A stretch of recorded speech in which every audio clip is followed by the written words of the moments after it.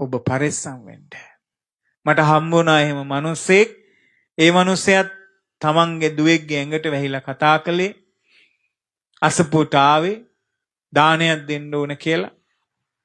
ඇයි කියලා අහපුවම කිව්වා ස්වාමීනි දිව්‍ය ලෝකේ යන්න පින තියෙද්දි දෙව්ලොව විමාන පෙනෙද්දි තුසිත ලෝකේ විමානේ තියෙද්දි ස්වාමීනි මරුණ වෙලාවේ මම පෙරේතෙක් කියලා ඉපදුනේ.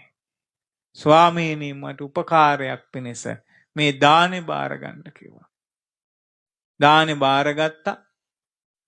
පිළි අරගෙන ඉවරලා මොකද කළේ? ඇහුවා ඇයි දෙව්ලොව යන්න බැරි වුණේ කියලා.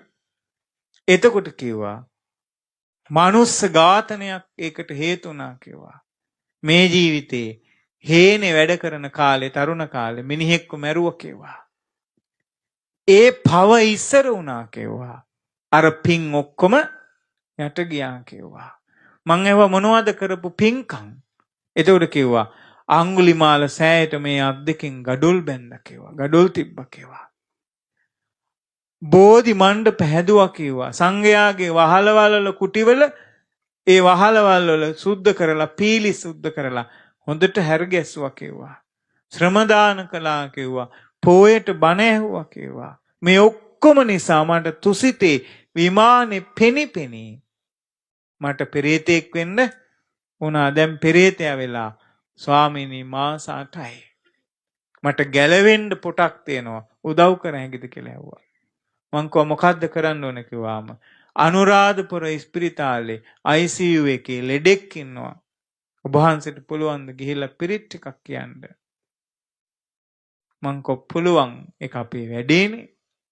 මං හැවයිදින් පිරිත් කිව්වහම මොකද්ද ඔහෙට වෙන සෙතේ? ඒතර ගෙදර අය කිව්වා ස්වාමීනි ඒ ඇඳේ ඉන්නේ මුස්ලිම් ලෙඩෙක්. අපේ තාත්තා මැරිච්ච ඇඳේ. ඒ මනුස්සයාගේ පුතා කැමති වේද? මනුස්සයා පිරිත් අහයිද? බට ගහලා ඉන්නේ. තව දවස් 3-4කින් බට ගලවනවා මරිච්ච මිනිහ දෙනවා කියලා තියෙන්නේ. ඒතර අර අමනුස්සයා වෙච්ච ගෑනු දරුවා කිව්වා උඹලට වැඩක් නෑනේ. අහනේ උන් පිරිත් අහයි කිව්වා. මං මොකද්ද මේ කතාවේ තේරුම කියලා. හාමුදුරුවනේ මං මිනිහෙක්ව මැරුවනේ.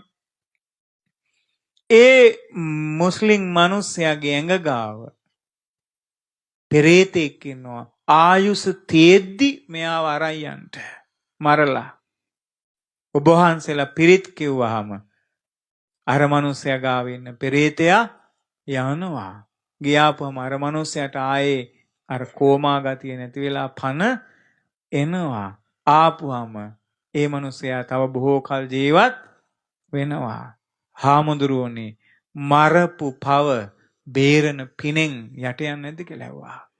ලෝණඵල සූත්‍රයේ එහෙම තියෙනවා නේද කියලා ඇහුවා. ලුණු වැඩි තැනකට වතුර ගොඩක් දාපුවම ලුණු ටිකයි නම් වතුර ගොඩයි නම් ලුණු රහ නෙමේ වතුර රහනේ එන්නේ. ඒ වගේ ස්වාමීනි කරපු පවට හිලව් වෙන්න වැඩිපුර පිනක් කරපුවාම ඒ જાතියෙම එතකොට ඒ පින නිසා පව යටපත් වෙනවා. මට තුසිතට ගිහැකි කිව්වා.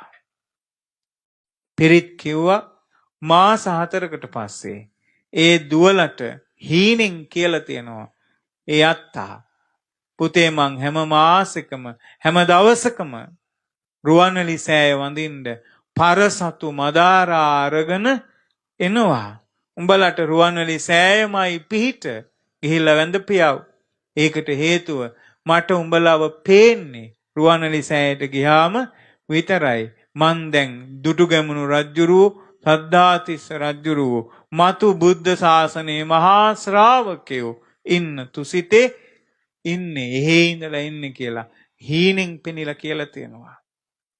බුද්ධ දේශනා අහනකොට අපිට මේක බොරු කියලා කියන්න විදිහක් නැහැ. ඒ නිසා මග හිර වෙන්න පුළුවන් තියෙන වැරදි වලින්.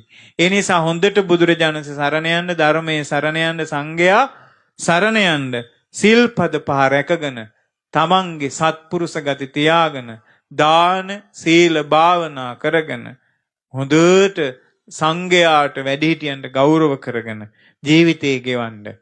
ඔබට වරදින්නේ නෑ. නමෝ බුද්ධාය